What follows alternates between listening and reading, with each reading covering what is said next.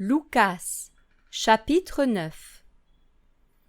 Mais ayant convoqué les 12 disciples, il leur donna puissance et autorité sur tous les démons, et pour guérir les maladies. Et il les envoya prêcher le royaume d'Élohim et guérir les malades. Et il leur dit, « Ne prenez rien pour le chemin, ni bâton, ni sac, ni pain, ni argent, et n'ayez pas 2 tuniques chacun. Et dans quelque maison que vous entriez, demeurez-y et partez de là. Et quant à ceux qui ne vous recevront pas, en sortant de cette ville, secouez la poussière de vos pieds en témoignage contre eux. » Et étant sortis, ils allaient de village en village, évangélisant et opérant des guérisons partout.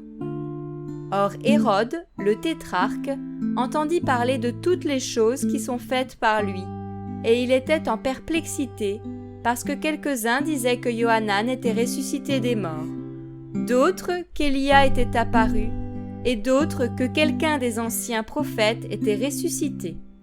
Mais Hérode dit, « J'ai décapité Johanan. Qui est donc celui-ci de qui j'entends dire de telles choses ?»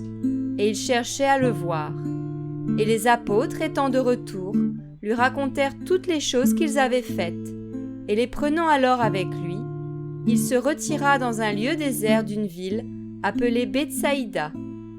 Mais l'ayant su, les foules le suivirent, et les ayant accueillis, il leur parlait du royaume d'Élohim et guérissait ceux qui avaient besoin de guérison. Mais comme le jour commençait à baisser, les 12 disciples s'approchèrent et lui dirent, « Renvoie la foule, afin qu'ils aillent dans les villages et dans les campagnes des environs pour se loger et pour trouver à manger, car nous sommes ici dans un pays désert. » Et il leur dit, « Donnez-leur vous-même à manger. » Et ils dirent, « Nous n'avons pas plus de 5 pains et de 2 poissons, à moins que nous n'allions acheter des vivres pour tout ce peuple. » Car ils étaient environ 5000 hommes. Mais il dit aux disciples, « Faites-les asseoir par rangées de 50 chacune. » Et ils le firent ainsi, et les firent tous asseoir. Et prenant les 5 pains et les 2 poissons, levant les yeux au ciel, il prononça la prière de bénédiction, et il les rompit et les donna aux disciples afin qu'ils les mettent devant la foule.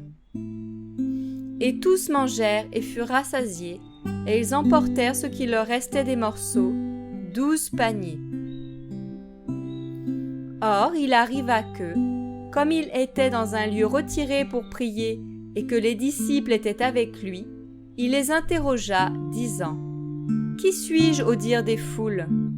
Et répondant, ils dirent, « Johanan le Baptiste, et d'autres Élia, et d'autres encore qu'un des anciens prophètes est ressuscité. » Mais il leur dit, « Et vous, qui dites-vous que je suis ?» Et Pétros répondit en disant, « Le Machia d'Élohim. » Il les réprimanda d'une manière tranchante et leur ordonna de ne parler de cela à personne. Et il dit, « Il faut que le Fils de l'homme souffre beaucoup, qu'il soit rejeté par les anciens, par les principaux prêtres, par les scribes, qu'il soit mis à mort et ressuscité le 3e jour. » Mais il disait à tous, « Si quelqu'un veut venir après moi, qu'il renonce à lui-même, qu'il se charge chaque jour de sa croix et qu'il me suive. Car celui qui voudra sauver sa vie la perdra, mais celui qui perdra sa vie à cause de moi la sauvera. Car que sert-il à un être humain de gagner tout le monde s'il se détruisait ou se perdait lui-même ? Car quiconque aura honte de moi et de mes paroles, le Fils de l'homme aura honte de lui quand il viendra dans sa gloire, et dans celle du Père et des saints anges. Et je vous le dis en vérité, quelques-uns sont ici présents qui ne goûteront jamais à la mort, non, jusqu'à ce qu'ils aient vu le royaume d'Élohim. » Or il arriva, environ 8 jours après ces paroles, qu'il prit avec lui Pétros, Johanan et Yaakov, et qu'il monta sur une montagne pour prier. Et il arriva qu'en priant, l'aspect de son visage changea et son vêtement devint blanc et resplendissant comme un éclair. Et voici, 2 hommes, Moshe et Élia, parlaient avec lui. Apparaissant dans la gloire, il parlait de son départ qu'il allait accomplir à Jérusalem. Or Pétros et ceux qui étaient avec lui étaient accablés de sommeil, mais, restant éveillés, ils virent sa gloire et les deux hommes qui étaient avec lui. Et il arriva, comme ceux-ci se séparaient de lui, que Pétros dit à Yéhoshua : « Maître, il est bon que nous soyons ici. Faisons alors 3 tabernacles, un pour toi, un pour Moshe et un pour Élia. » Il ne savait pas ce qu'il disait. Mais pendant qu'il disait ces choses, une nuée vint les couvrir de son ombre, et ils eurent peur, comme ils entraient dans la nuée.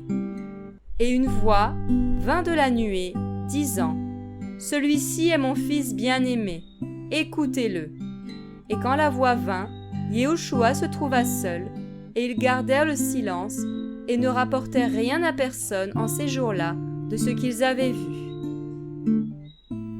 Or il arriva le jour suivant, lorsqu'ils furent descendus de la montagne, qu'une grande foule vint à sa rencontre. Et voici, du milieu de la foule, un homme s'écria en disant : « Docteur, je t'en prie, tourne les yeux vers mon fils, car c'est mon fils unique. Et voilà qu'un esprit le saisit, et soudain il pousse des cris, il le fait se convulser et écumer, il se retire de lui avec difficulté après l'avoir brisé. Et j'ai supplié tes disciples de le chasser, mais ils n'ont pas pu. » Mais Yéhoshua répondit en disant : « Ô génération incrédule et déformée, jusqu'à quand serai-je avec vous et vous supporterai-je ? Amène ici ton fils. » Mais en s'approchant, le démon le déchira et l'agita de convulsions. Mais Yéhoshua réprima d'une manière tranchante l'esprit impur et guérit l'enfant et le rendit à son père. Et tous furent choqués à cause de la grandeur d'Élohim.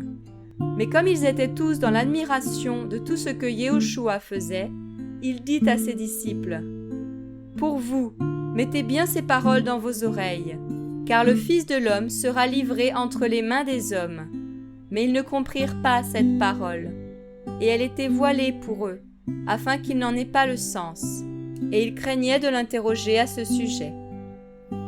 Et il survint entre eux une pensée. Lequel d'entre eux était le plus grand ? Mais Yéhoshua, voyant la pensée de leur cœur, prit un petit enfant et le mit auprès de lui. Et il leur dit : « Quiconque reçoit ce petit enfant en mon nom me reçoit, et quiconque me reçoit, reçoit celui qui m'a envoyé.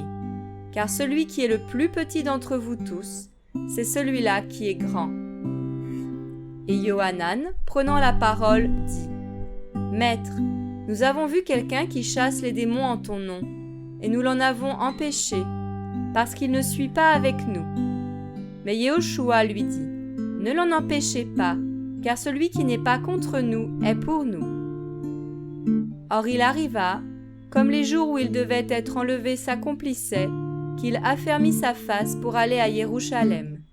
Et il envoya devant lui des messagers qui se mirent en route et entrèrent dans un village des Samaritains afin de préparer pour lui. Mais ils ne le reçurent pas parce que sa face était dirigée vers Jérusalem. Et voyant cela, les disciples Yaakov et Yohanan dirent : « Seigneur, veux-tu que nous disions que le feu descende du ciel et les consume comme l'a fait aussi Élia ?» Mais se tournant, il les réprimanda d'une manière tranchante et disant : « Vous ne savez pas de quel esprit vous êtes, car le Fils de l'homme n'est pas venu pour perdre les âmes des hommes, mais pour les sauver. » Ainsi, ils allèrent dans un autre village.